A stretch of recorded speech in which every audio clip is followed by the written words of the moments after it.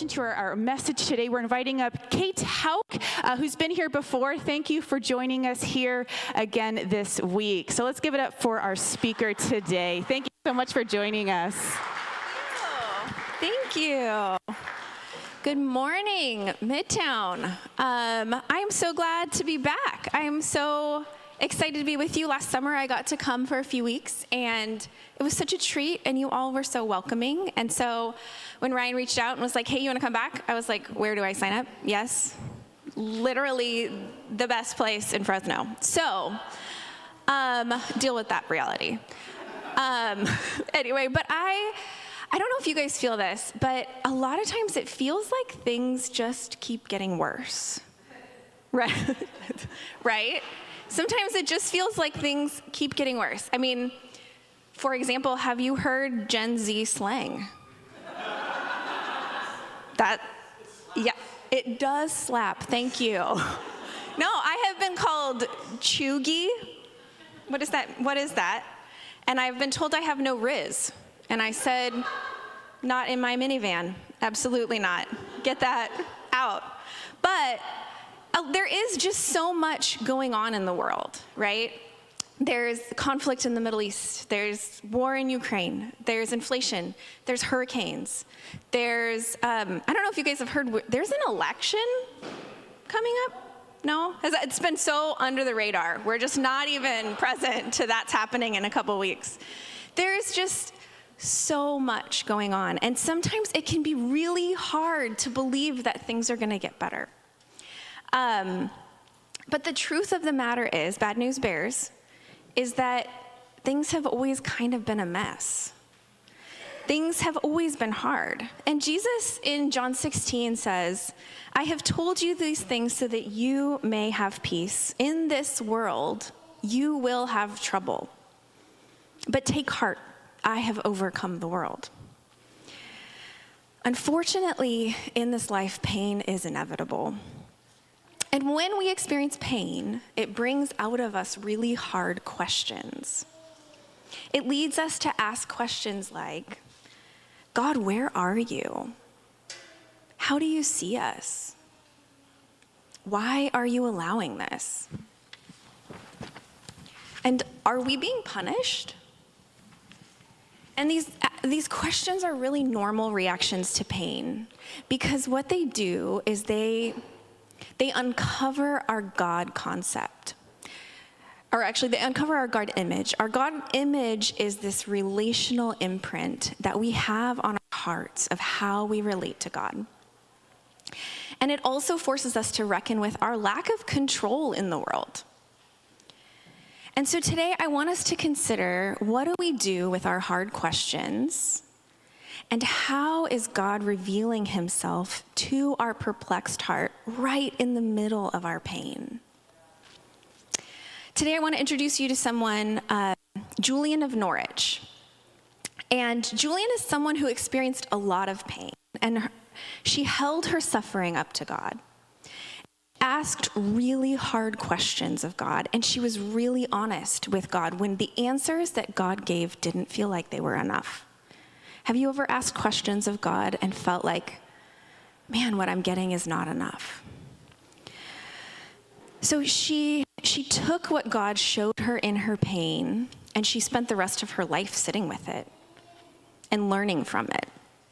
And so today we're going to look at what she learned. She's famous for the quote, all shall be well, and all shall be well, and all manner of things shall be well. What led her to being able to say that? Julian lived in a really harsh period of time. It was during the 14th century.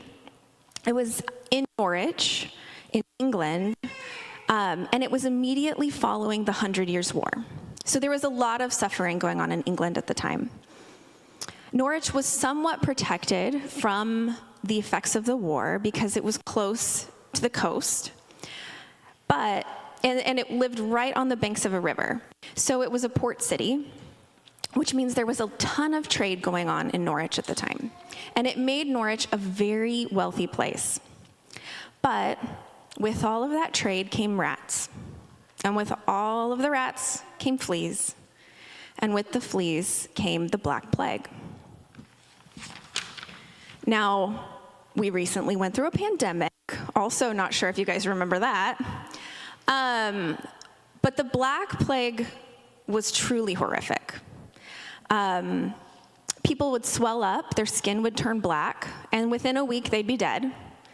And so at the time, there were bodies all through the streets.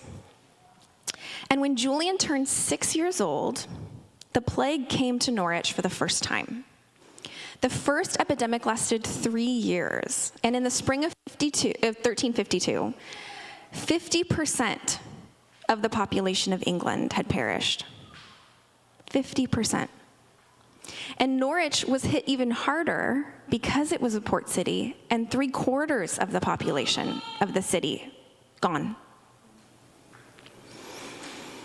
And at the time, the religious culture of the day were preaching that this was the destruction of God. We were being punished. We were being judged.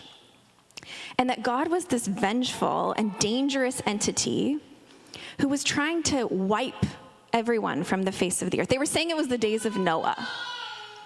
And so in 1362, the plague came for a second time. And she was 19 years old, and 23% of the population died. Wild. Huge numbers.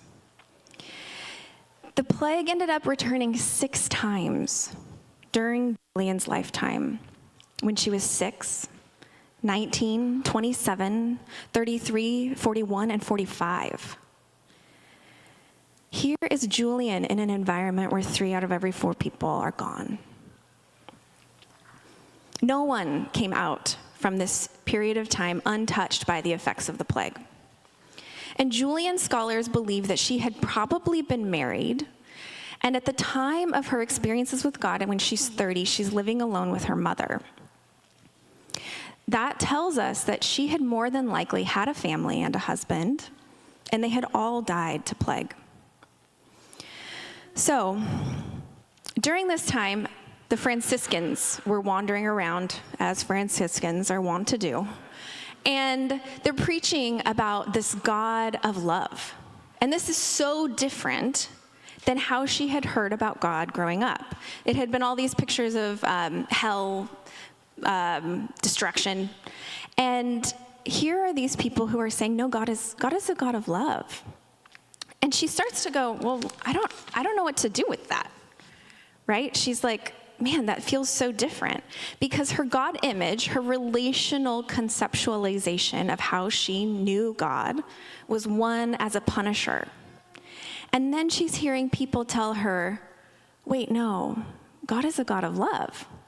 And so she starts to ask questions, because she's hitting, some scholars call it the sanctification gap, right? So it's what we know in our heads versus what we know in our hearts.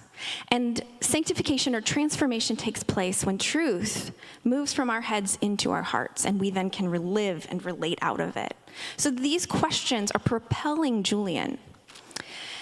So when she's 30, Julian falls ill, and her mother assumes that she's dying. So her mother calls the priest and is, okay, it's time to come and give last rites. And so he comes with a crucifix and he gives last rites, and he says, okay, Julian, it's time to confess. And apparently this process is not taking, it's taking too much time. So someone else is in dire need of last rites. And so the priest says, I'm gonna leave this crucifix with you, and I'll be back. And he rushes off to go help someone else. And so during this time, Julian can't move. She can't speak, and she is just focusing on this crucifix. And suddenly, it seems to come alive. And she's staring at it, and she's watching Jesus dying on the cross in this vision. And she hears Jesus say to her, I would have suffered more if even just for you. You would have been enough to suffer all of this for. in Jesus showing Julian his suffering, it's as if he's saying, I understand what you're talking about. I too have suffered. I know suffering. I've been to hell, and you're there now. I can be with you here. And the reason why I love her so much is because she's spicy. She responds to Jesus and she says, well, why didn't you stop in the first place? If you knew what sin was going to do, why didn't you stop it in the first place? Why did you let all of this happen?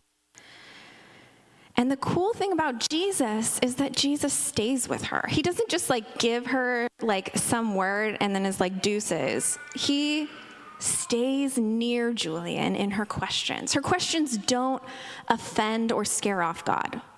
God can hold them. And Jesus stays near her. And she just says, you know what, it's not making sense. I need more. So then Jesus tells her to pick up a hazelnut and hold it in her hand. So in her mind, she's holding a hazelnut in her hand, and he says, close your hand around it. And he says, that is how I hold all of creation. Closed in my hand. Nothing happens apart from that. Nothing can separate you from me. I've got you. He says to her that suffering is inevitable, but all shall be well. Suffering doesn't have the last word. It's not the end. That the power of suffering is undercut by his mere presence. And this is when this famous quote comes into play. And often we leave out the first sentence of it, which is, sin is inevitable, but all shall be well, and all shall be well, and all manner of things shall be well. Now for Julian believed that due to the abundant love of God, that sin it had no substance, but rather it was only recognized in the suffering that it causes. And so sin is inevitable is as if it's saying suffering is inevitable. It's going to happen. But all shall be well, and all shall be well, and all manner of things shall be well. And she's trying to hold on to this. She's trying to hold on to this truth that she's received. But she pops out and she says, but wait, we're dying here. That sounds so nice, but we're dying, actually dying. And she goes back into her questions. And what happens is that she and Jesus, in this vision, get into a tug of war where Jesus is trying to pull her up to this greater reality that I hold all things together. And her suffering and her pain and her life experience is pulling her out, saying, well, what about suffering? What about my pain? Where are you in that? And she says, it's not enough. I need more. And so then Jesus says, okay, I'm going to tell you a story, right? Because stories communicate something. So he says, there is a servant who loves his master, and the master loves his servant. And one day the master goes to the servant and he says, okay, I have a job for you. And the servant is so desiring to please the master that he rushes off to go do what the master has told him to do. And he's rushing and he's running, and he doesn't see before him there's a hole. And he falls into this deep hole. And he's at the bottom of the hole, and he's hurt, and he realizes he can't get out. And he rolls up into this tiny ball at the bottom of the hole and begins to berate himself, saying, well, why didn't I avoid the hole? I'm so stupid. I'm so dumb. I'm the kind of person that falls in holes. And he's down there and he's just criticizing. He's shaming himself for what has happened. But what he's so preoccupied with in criticizing himself prevents him from seeing that his master has run to the hole and is leaning over into the hole saying, Are you okay? Can I help you? What do you need? We're going to get you out of this. And so he's so caught up berating himself for the mistakes that he's made that he can't see his loving master is already there with him, is already near him. Now, I don't know about you guys, but I'm never self-critical, right? How often do we criticize ourselves? And I wonder how often it blocks our capacity to see and know God's nearness to us. That our own kind of what we spin out in our heads is the very thing that prevents us from seeing that God is there, and he's saying, are you okay? How can I help you? I just want to be with you. And this picture almost does it for her. But like I said, spicy. She says, I need more. It's just not enough. And Jesus says, okay, I think I know what'll do it. I think I know what can explain how God relates to you. And now this is where we think that there's real basis for Julian having been a mother and having watched her children suffer and having been able to save them from it. Because here Jesus says, I am like a mother and you are my child. When you're hurt, my heart goes out to you. And what I want more than anything is not for you to run away from me when you're in pain and feel like you have to get over it and then you can come and be near me. No, he says, I want you to run as fast as your little legs can carry you, straight to me. I want to comfort you. I want to hold you. Jesus gives her this picture of the warm embrace of a mother. Because who doesn't long to be held when they're in pain? What parent isn't heartbroken over the pain of their children? And this is the last vision that it really assuages Julian's confusion and her perplexed heart. Well, Julian goes on, and she ends up recovering from her illness. And she goes and she lives in an anchor hold. Now, this is also why they think that she had previously been married and had children, because otherwise she probably would have joined a convent, or whatever the Church of England was doing at the time. So she goes and she lives in this anchor hold, which is a small room that's connected to a church. And there's one window that goes into the chapel so that she can participate in Mass and take communion. And then there's another window that leads out into the community. And people come and they confess to her. And she offers the wisdom that she gleaned from her time with Jesus in her suffering. And she ends up being allowed a cat to keep the vermin out. And she is now known as the patron saint of contemplatives and cats. So if you're a cat lady, you've got a friend. But she spends the rest of her life contemplating what God revealed to her in the midst of her pain. And then from that deep well, she offers gifts to her community. And so to recap, first, Jesus shows his own suffering to her. And this lines up with Hebrews 2:10, where it says, "For it's fitting for him for whom are all things, and by whom are all things, in bringing many sons to glory, to make the captain of their salvation perfect through suffering." Then with this hazelnut, he shows her, I surround you. The bond between you and I, it cannot be penetrated by evil.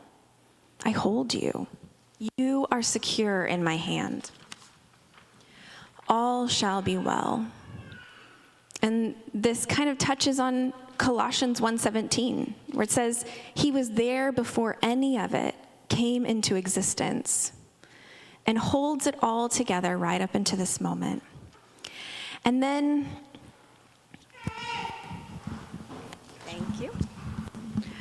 And then he says, he gives the story of the master and the servant. That when you fall down and you feel like, man, I'm just not the right kind of person, that God is leaning into your pain and suffering and saying, how can I help you? I want to be with you. I see you. I run to you, just like the father in the prodigal son who runs to his son. God runs to us in our pain. He's near the brokenhearted. And finally, the analogy that most people who are healthy can receive is this picture of how a parent feels towards a child. It was from Julian's own deepest pocket of pain that God offers her a picture of how he is near her. He knows the exact shape that pain has taken in her life and in her story, and he speaks directly to that. And I can't help but think that that's what God is longing to do for all of us. That he longs to say, I'm here with you, right in that part that you don't want to be present to. That's where I am. He's not waiting on the other side of whatever we're going through, saying like, hey, I'll see you on the other side, like, best of luck. No, he's saying, I'm already here. I'm already meeting you. Come. So what part of you needs to crash into God's embrace today? What part of you needs to run toward him, not away? So I want to invite you to consider, maybe you need to be met by God in your pain today. Maybe you're asking really big questions of God. Maybe you are begging God to show you a picture of how he is near you in your pain. It's been said that what is in the way is the way. That it's the very things that we avoid that are the path forward. What is that thing that is in the way? And how might it be the doorway? How might it be the path to finding God in all things? How is your pain, your loss, your suffering the very holy ground that God desires to meet you in? St. John of the Cross, he writes about consolation and desolation. And consolation is the felt experience of God, the felt presence of God, while desolation is the felt absence or feeling like God is far. And he writes about how when we feel the farthest from God, it's often that is when we are actually, in our pain, it is when we are actually the closest. That it is not a matter of God's distance, but rather our capacity to perceive his presence. That we are not shrouded in darkness, but rather we are in blinding light. That we are in the very midst of his presence. So to close, we're going to take a few minutes, and I want to invite you into these 4 pictures that Julian gives. We're going to have some music playing, and I want you to consider, is there a picture that illuminates how you need God to be with you today? So I'm going to guide you through these pictures and just consider what will meet you. So we're going to take a moment, and I want you to get into a contemplative posture, whatever that looks like. If you feel comfortable, close your eyes. And begin to take a few deep breaths. In through your nose, out through your mouth.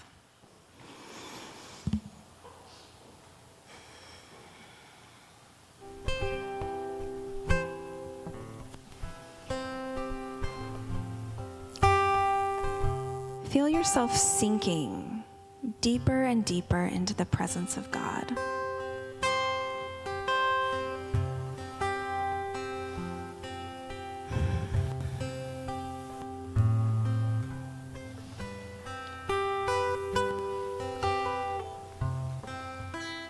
consider how you might be suffering in this season.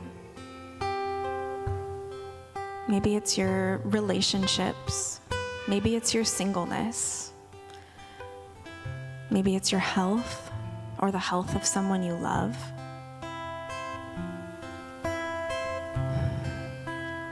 Maybe it's financial issues. Notice where pain resides in your life this season.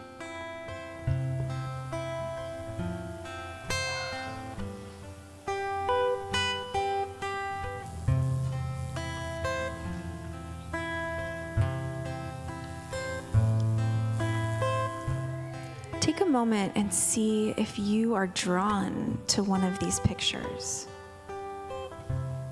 If you're drawn to Jesus' suffering, to being held tightly like a hazelnut. Maybe you feel like you're in a pit and you need God to reach in. Or maybe it's the picture of a mother loving her child.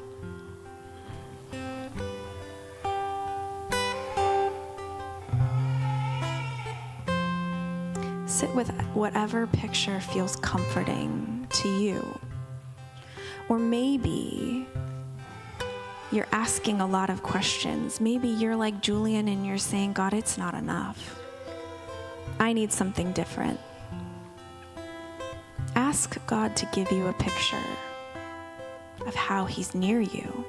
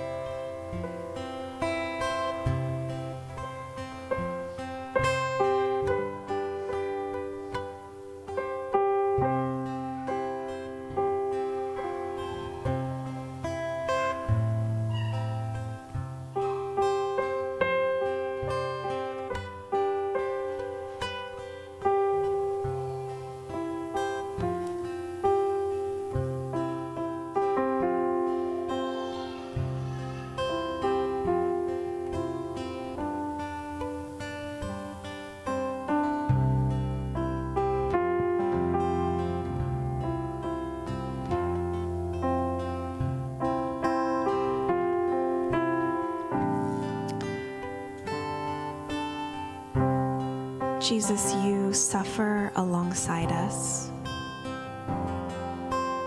You hold all things tenderly together. You run to us with compassion in our time of need. Your heart breaks with ours. Our pain moves you in compassion. Hold our questions. Would you expand our imagination of your nearness in our pain? Would we seek and find you in all things? You are near the brokenhearted. Be near us today. May we eventually come to rest.